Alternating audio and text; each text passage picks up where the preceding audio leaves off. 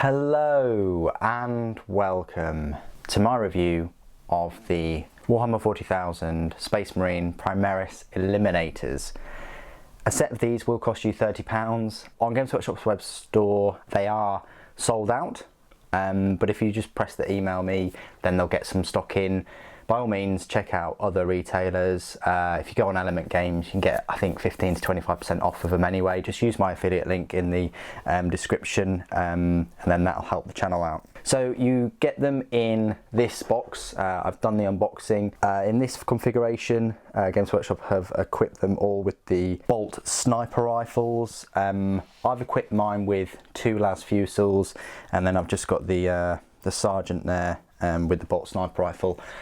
If they look familiar, or slightly familiar, that is because they came out in the Shadow Spear box set, which came out sort of, I want to say April time, May time, something like that. Anyway, in that set you got 3 Eliminators. 2 of them looked exactly the same, and then you've got the Sergeant as well. So these 3. So because I had these already with Bolt sniper rifles, I wanted to mix them up a little bit and have them with las fusils. As you can see, these 2 guys were exactly the same, just I've moved the head the opposite way. You could have had a helmetless, hoodless kind of head, but I wanted them all to be like kind of covert anyway with the hoods on and stuff, even though the Sergeant doesn't have a helmet on at all, but there we go. Anyway, so I've basically got 2 squads of Eliminators there. Quite handy because these things come in squads of 3. You can't have 4 or 5 in a squad, and they are one heavy support choice. I'll go through the rules and the datasheet and things for them in a moment, but essentially that's 2 heavy support choices. Pretty pricey in terms of that. What we'll do is we'll go through each model and then I'll do some size comparisons, compare them a bit more with the other Eliminators, and then I'll go through all of their rules. I want to start off with my least favourite model out of the 3, and that's probably this guy. Stud up, firing his las fusil. This is the new weapon. It's a shame that on the store there isn't kind of a single picture of, you know, like a Eliminator like this, with him bracing in that firing stance. On the box though, however, there is a decent picture, and that's there. And all of them look quite decent, but you've got other poses as well around there. Well, those 3 are those 3, but then you've got these, those 2 are exactly the same. That's different, and then you've got some different versions of the cloaks if you want to paint them different colours. But yeah, this is my least inspiring. He's got one of these power packs, which I think must power that las fusil. It must get in the way though, I'm thinking, you know, awkward cables and stuff, but there you go. There isn't a hole for the sort of laser to come out or whatever. I like the scope, it's pretty cool. Power plant is just a power plant but with a bit of a cloak on. If you've seen the Shadow Spear models, it'll look exactly the same. I like the attention to detail with the cloak in that it runs the same as the Shadow Spear box sets in terms of the power plant and these kind of cutouts and ribbon clasp things at the bottom. So that's pretty cool, but you don't get any kind of scenic base with the ones in the Shadow Spear, whereas these you're kind of supposed to mount them on this scenic base thing. Sometimes I'm a fan of that, sometimes I'm not. Because of the way the legs are, you know, elevated and lowered, this guy will only sit on this scenic base. However, there's nothing stopping you from making your own like little scenic base and altering that pose slightly, but you don't have to put these extra bits here, this power plant thing. I like the fact that the sight has got a direct input into his kind of, I say not eye socket, but into his lens of his mask. You've got to be quite careful to get that just right in there, but there you go. So that's my least favourite. Then this guy, I do like him because of his scenic base, this piece here with the Imperial Eagle. And this guy's actually got like a shoulder strap for his weapon, unlike the other one, because there isn't actually a cutout for it on the weapon, whereas there is on the other one, which is quite bizarre. You'd think there'd be cutouts for the shoulder straps on all of these laser weapons, but not. I like his stance, pretty cool. You know, knelt on one knee there, again with the scope attached to the optics, and I like his mask as well. a little bit different than the others. He is aiming a little bit down, I want to say, and so is this guy. They're both aiming a little bit down. That might have just been the way I posed them slightly, but there we go. But yeah, I like this backdrop here. Pretty cool. Obviously going to be a pain for me to paint behind there, but there we go. So that's my second least favourite. And then my favourite model, I couldn't resist. You know, it was either an option of having another one that looks similar to this, or having this super cool looking sergeant holding this. Looks like a suppressed pistol, but it's just a bolt pistol. Don't know why he's using two hands. Yeah, I know you could say, well, it's to be more accurate, but this is a Space Marine, let's face it. You know, they're as accurate one-handed as they are two-handed, even with these weapons. That power armor helps with that. And then he's got this bolt sniper rifle as well. What I will be doing, my plan really, is if I were to use them in game, I never play any games anyway, I just go for the rule of cool, but if I was, I'd substitute his shooting for their shooting. But if there was a character I really wanted to get rid of, I'd just use a sergeant's shooting. But there you go, you've got a little bit of scenic base there as well. You don't have to put that on, you could have taken that off and put it on you know, his base, for instance. I might do that, but the opposite way around next time if I were to get another set. But you're going to be having similar looking eliminators if you do buy a second set. That's the one thing I will say. You know, there are a few options. I mean, you can have this sergeant here with the bolt carbine, with the omniscope, whatever you want to call it. You can also have the eliminator holding his weapon, about to put some rounds in, so that's a different kind of look as well. So there's two, but the third one is going to be quite similar, probably in that pose, so a bolt sniper rifle, stud up aiming, which I don't have, obviously. You just got to imagine that this one would be that. So that's the coolest model, I think, in this set, with that bolt pistol out, hence why it's a sergeant. So I couldn't resist with that cool model, and it's nice just to have that model, you know, just on its own, if you know, and have these separate. Let's just show you some comparisons with the other sort of Phobos Marine. So here's the captain. So they work quite well with him. They do work well with the librarian as well, which I think I have down here. Yeah, so here's the librarian and Phobos armor. Obviously they've all got hoods, so you've got your librarian and you've got your eliminators. That might be one option to go for, to give them a bit more support with some psychic powers. But yeah, there's your Phobos captain. There's basically your incursor lieutenant, and there's your Reaver lieutenant. All in the Phobos armour. I don't really know why Games Workshop pushed Phobos armour in this edition with the Primaris so much compared to all the, you know, the Intercessor armour, but they did, and this is what we've got. So they all work quite well. Here are the other eliminators from the Shadow Spear box set. So building up a bit of a force of Phobos or Vanguard Primaris Space Marines there, you know, more stealthier Space Marines, or Super Scouts as I like to call them. Anyway, let's move all of these out of the way and just compare them to the, I say, older eliminators. As you can see, way cooler poses. They don't look like duplicates. I love the Sergeant compared to the other one, but if you really want, you can make a Sergeant look like the one from the Shadow Spear box set by having him with that scope and the bolt carbine as well. So I've done quite a few size comparisons there, but as always I like to just do the separate size comparisons. I'll compare them to, you know, normal Primaris Intercessor. Obviously they're, you know, exactly the same height there, and then the normal Space Marine, it's just tiny, even on that sort of little scenic base. Yeah, they're just looking more and more out of place the more sort of Primaris they release. And then just to show you some size comparisons with a Death Guard, I've just got a Death Guard there. They always seem to be a little bit taller, but obviously not as rounded or bloated. Okay, so this is my part of the review where I will go through all of their rules and things.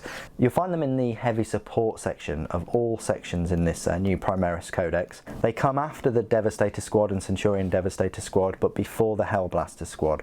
I was really surprised at that. I would have thought that'd be another troop choice, but I suppose having those like mini las cannons bumps them into the sort of heavy support choice. So there are power points cost of a 4 for 3 of them, or a points cost of 18 per model, and I don't think that that's particularly bad. I mean, that is 5 points more than a Devastator Space Marine, but for those 5 points you're getting 1 extra wound, 1 extra attack, and a number of abilities. So the unit contains 1 Eliminator Sergeant and 2 Eliminators. Every model is equipped with bolt pistol, bolt sniper rifle, frag grenades, crack grenades, and every model has a camo cloak. So the Eliminator stat line reads: movement of 6 inches, weapon skill, ballistic skill both 3+, strength and toughness are both 4, 2 wounds, 2 attack, leadership 7, and a save of 3+. The Sergeant has 1 extra attack and 1 better leadership. So the bolt pistol, same as always, it's a 12-inch range, pistol 1, strength 4, AP 0, damage 1 weapon. The frag and crack grenades are the same as always. I won't repeat them. The Instigator Bolt Carbine is essentially an Assault 1 weapon. It's essentially a bolt gun, which is an Assault 1 rather than rapid fire, and it's AP -1 and damage of 2. And the weapon can target a character even if it's not the closest enemy unit. So it's pretty good with its damage 2 and AP -1. It definitely makes it better than a bolt gun. Here's where it gets interesting though. So you can have them with bolt sniper rifles or las fusils. Las fusils are the new weapon for this codex. Now it says here, every Eliminator can be equipped with 1 las fusil instead of 1 bolt sniper rifle, so you can't mix and match. You know, every Eliminator, so there's 2 Eliminators there, they both have got the las fusils, or they both have the bolt sniper rifles. The Eliminator Sergeant, however, can be equipped with one of the following instead of a bolt sniper rifle: an Instigator Bolt Carbine or 1 las fusil. If you want to forgo the shooting all the time, it's probably worth going for the cheaper Instigator Bolt Carbine, or if you want them to always try and take out heavily armoured targets, go with all 3 las fusils. So the bolt sniper rifle then, which may be the main reason you go for them. The beauty about these sniper rifles is that they have 3 different types of round, and when you choose the weapon to shoot with, you select one of the profiles. So they've got executioner rounds, hyperfrag rounds, and mortis rounds.